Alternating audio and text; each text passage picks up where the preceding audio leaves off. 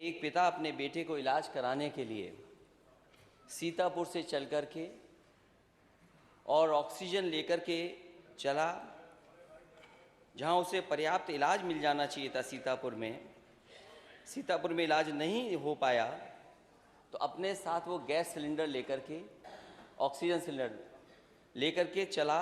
उसे लगा कि लखनऊ में आकर के उसके बच्चे का इलाज हो जाएगा। वो गरीब लखनऊ में भी आया, अस्पतालों में जाने के बाद भी उसे इलाज नहीं मिल पाया और किसी दलाल के माध्यम से उसे प्राइवेट अस्पताल में जाना पड़ा। और अब जानकारी मिली है कि बच्चे को भर्ती को लेकर के मानव अधिकार ने नोटिस दिया है सरकार को और उस इंस्टीट्यूशन को कि आखिरकार बच्चे का इलाज क्यों नहीं हो पा रहा है और उसको भर्ती क्यों नहीं किया गया, ऑक्सीजन क्यों नहीं मिल पाई। ये तो एक घटना है, लेकिन अगर हम घटनाओं को जाएं और घटनाओं के बारे में जानकारी करें, यहां माननीय सदस्य ग्रामीण क्षेत्र से सब आते हैं। अगर एम्बुलेंस के लिए फोन किया जाए तो आज स्थिति ये पैदा हो गई है कि एम्बुलेंस समय पर नहीं पहुंच पा रही। और अगर ग्रामीण क्षेत्र से कहीं से फोन आया होगा 108 एम्बुलेंस के लिए, तो वो एम्बुलेंस नहीं पहुंची है। और कई बार ये जानकारी मिली है, वो अखबारों में भी छपा है, टीवी में चला है, न्यूज़ में आई हैं बातें। एम्बुलेंस तब मिली है जब कुछ उस पर पैसा वसूल लिया गया है, और अगर मरीज पैसा नहीं दे पाया है तो उसको वहीं उतार दिया गया। ये 108 सुविधा और 102 सुविधा इसलिए उत्तर प्रदेश में चलाई गई थी और समाजवादी सरकार में शुरू की गई थी कि कम से कम ग्रामीण क्षेत्र में जो लोग दूर दराज में हैं और गरीब हैं, उनके पास इंतजाम नहीं अस्पताल पहुंचने का, वो फोन मिलाएं, जल्दी से जल्दी एम्बुलेंस आए और वो अपने इलाज करा सकें। पहले तो एम्बुलेंस नहीं आ रही है, एम्बुलेंस अगर आ भी जाए तो अस्पताल पहुंच करके इलाज नहीं है वहां पर, क्योंकि पर्याप्त डॉक्टर नहीं है। डॉक्टर किस समय आएंगे ये भी जानकारी नहीं है।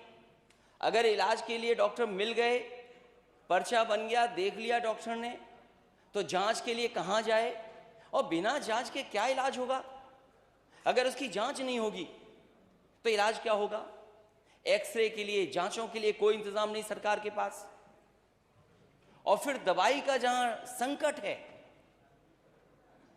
बड़े पैमाने पर संकट है। और इधर जो खबरें आई हैं अखबारों की, मैं जिक्र नहीं करना चाहता हूं, लेकिन फिर भी जो जानकारियां मिली हैं, हमारे लोग मौके पर पहुंचे। अगर परिवार का सदस्य को इलाज नहीं मिल पाया, मृत्यु हो गई, तो कई ऐसी सूचनाएं हैं जहां पर मोटरसाइकिल पर, अपने कंधों पर अपने परिवार के सदस्य को गांव तक लेकर के गए हैं। सरकार क्या व्यवस्था नहीं कर सकती लाश को ले जाने के लिए। और अगर अस्पताल में मरीज आ रहा है तो स्ट्रेचर नहीं है, सबसे बेसिक चीज एम्बुलेंस, फिर अस्पताल पहुंच करके स्ट्रेचर्स, और किस विभाग में जाकर के इलाज हो वो, और उसके बाद जांचें। इस सरकार ने, जो अपने आप को दावा करती कि डबल इंजन की सरकार है, और पता नहीं कहां से सीख करके आए कि विश्व में सबसे अच्छी योजना यही चलाते हैं। विश्व में सबसे ज्यादा पहचान इन्होंने ही बनाई है। अभी इसी सदन में माननीय मंत्री जी कह रहे थे कि विश्व की सबसे बड़ी योजना पानी की उत्तर प्रदेश में चल रही है, या देश में चल रही सबसे बड़ी योजना है विश्व की। और विश्व की क्यों नहीं होगी। विश्व के यहां पाइप वाटर सप्लाई कब शुरू हो गया था, किस जमाने में पाइप वाटर सप्लाई था, और हर योजना इनकी विश्व वाली है। कोरोना के बाद और कोरोना के समय पर जो देखा है लोगों ने, आज भी भूला नहीं जा सकता। सरकारी अस्पताल में जाने के बाद जो दुर्दशा कोरोना में हुई, हम अपने अस्पतालों को नहीं सुधार पाए।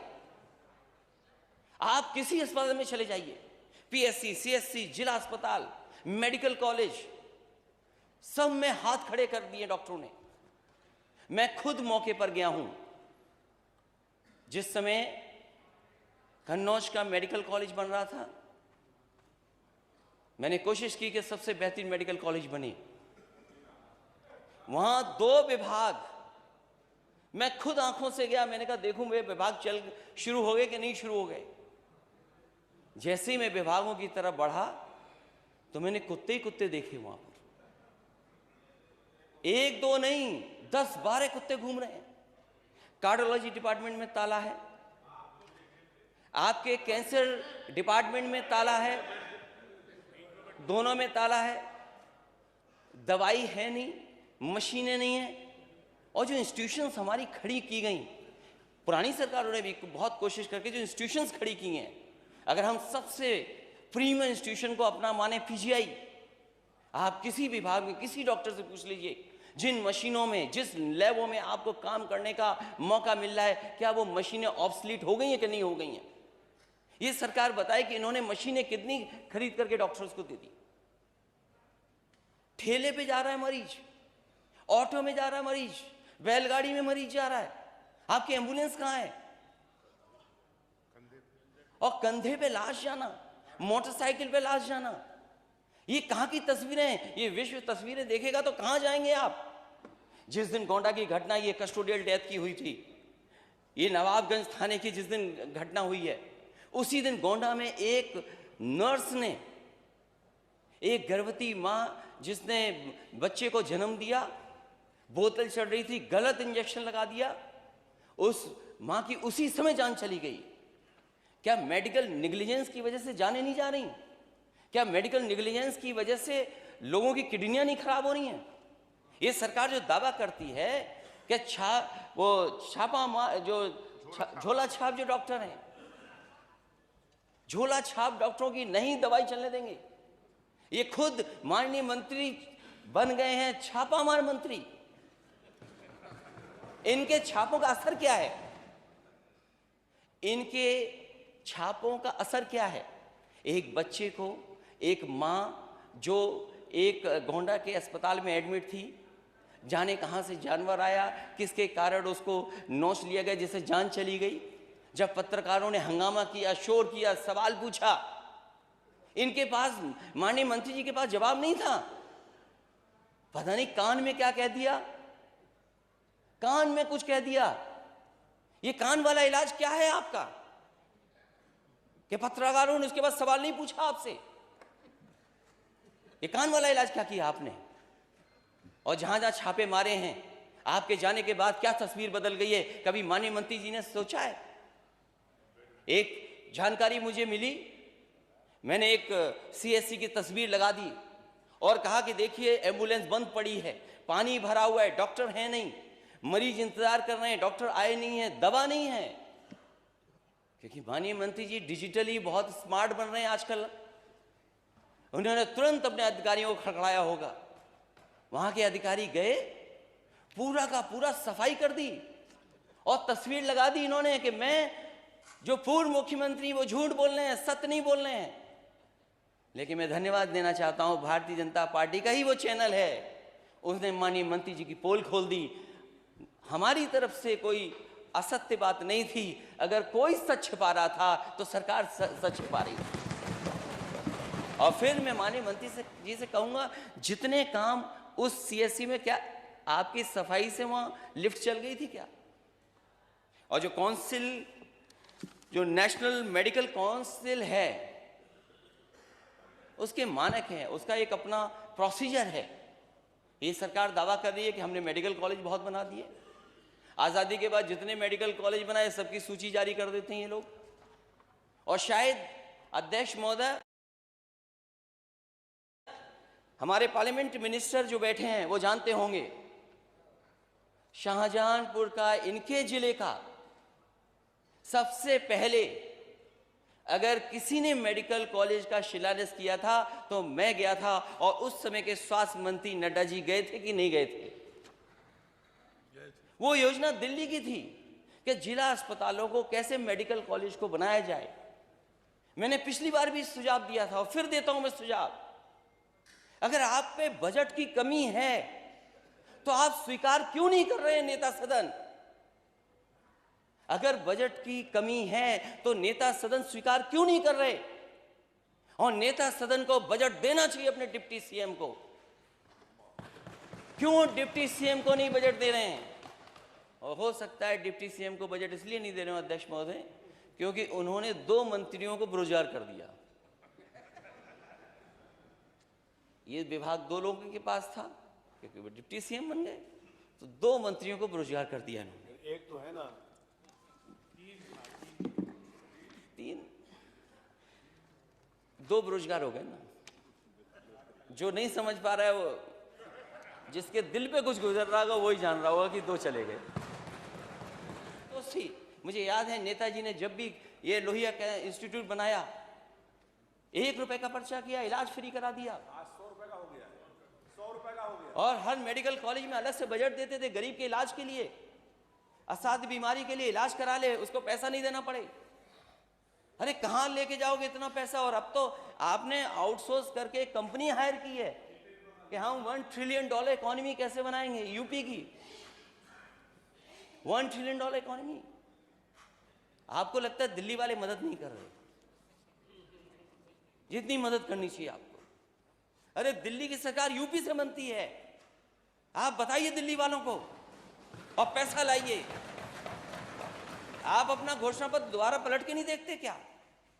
आपने कितने एम्स बनाने के लिए कहा था? 5 साल चले गए, कितने एम्स बन गए आप? ये दोनों एम्स जो बन रहे हैं उत्तर प्रदेश में, ये समाजवादियों की देन है, जिसकी वजह से एम्स बन रहे हैं। आप नया एम्स कब लाओगे? बुंदेलखंड में जो मेडिकल कॉलेज था, जालौन का, उरई का, बर्बाद कर दिया। झांसी का बर्बाद कर दिया। अम्बेडकर नगर में जो पर्याप्त स्टाफ होना चाहिए वो नहीं है, कोई इलाज नहीं। आजमगढ़ का क्या हाल है, जो नए बना रहे हो उसका हाल आप बेहतर जानते होंगे। और इसीलिए हमारे जो डिप्टी सीएम है, जहां जाते हैं छापा मारते हैं, बाद में कहते हैं शर्मिंदा हो गए हम तो, क्यों आए हम छापा के लिए यहां पर? अरे छापा मंत्री बनोगे, कुछ कार्रवाई भी करोगे। आ जाए जवाब। जैसे झोला छाप डॉक्टर कोई मान्यता नहीं, वैसे इनकी भी होने जा रही है अभी। अरे जवाब कोई नहीं पूछ रहा झोला छाप डॉक्टरों को। माननीय मंत्री ट्रांसफर हो गए, इन्हें पता ही नहीं भागीदारी किसकी थी। इसलिए जो घटनाएं हैं वो मैं जानता हूं। एम्बुलेंस से निजी अस्पताल में हो रही है मरीजों की शिफ्टिंग, यह है उत्तर प्रदेश। विश्व की सबसे बड़ी योजना चला रहे हैं आप लोग। 250 रुपए का ऑक्सीजन सिलेंडर 6 गुना वसूला जा रहा है।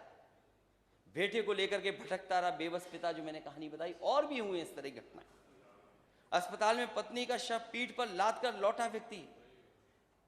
क्या दिन देख रहे हैं हम लोग। और प्रसव के दौरान जच्चा बच्चा दोनों की मौत। क्या दवा दे रहे हैं, क्या इलाज कर रहे हैं? क्या हमारी नर्सेज जो हैं वो ट्रेंड हैं? क्या हमारा जो पैरामेडिकल स्टाफ है वो वेल ट्रेंड है? क्या हम उसके लिए विशेष ट्रेनिंग योजना चला रहे हैं? साइबर क्राइम के लिए बता रहे थे अभी पार्लियामेंट्री मिनिस्टर, चले गए कहीं, कि जैसे हम SLR चलाना सिखाते हैं वैसे हम साइबर क्राइम में सिखा रहे हैं। आप SLR बोला था, असला बोला था, चलो मुझे सुनने में गलती होगी, हेडफोन नहीं लगाया था मैंने। मतलब साइबर क्राइम और असले में फर्क ही नहीं जानते हमारे लोग। रास्ते में एम्बुलेंस खराब, तड़प गए, उसी में जान चली गई। एम्बुलेंस के इंतजार में जान चली गई। ये आ गया विषय, आ गया। अध्यक्ष महोदय, मैं चाहता हूं कि सरकार कम से कम इस विभाग को तो बेहतर करे। और जब मौका मिला है आपको, डबल इंजन की सरकार कहते हैं आप, दावा करते हैं कि बजट में कोई कमी नहीं है।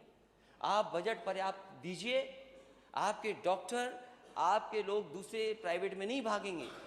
प्राइवेट में व्यवस्थाएं बेहतर हैं, उन्हें सुविधाएं अच्छी हैं, इसलिए जानबूझ करके सरकार सरकारी अस्पतालों को बर्बाद कर रही, जिससे कि अच्छे अच्छे डॉक्टर हमारे चले जाएं। जो सुविधा PGI को मिलती थी वही सुविधाएं KGMU को दी, वही लोहिया को दी। नेता सदन गोरखपुर में कब उन डॉक्टर और नर्सों सबको मिलेगी, या पूरे प्रदेश के डॉक्टरों को या उन मेडिकल कॉलेजों को वो सुविधा कब मिलेगी? आज बताते। इसलिए अध्यक्ष महोदय, मुझे उम्मीद है कि 108 व्यवस्था में सुधार लाएंगे।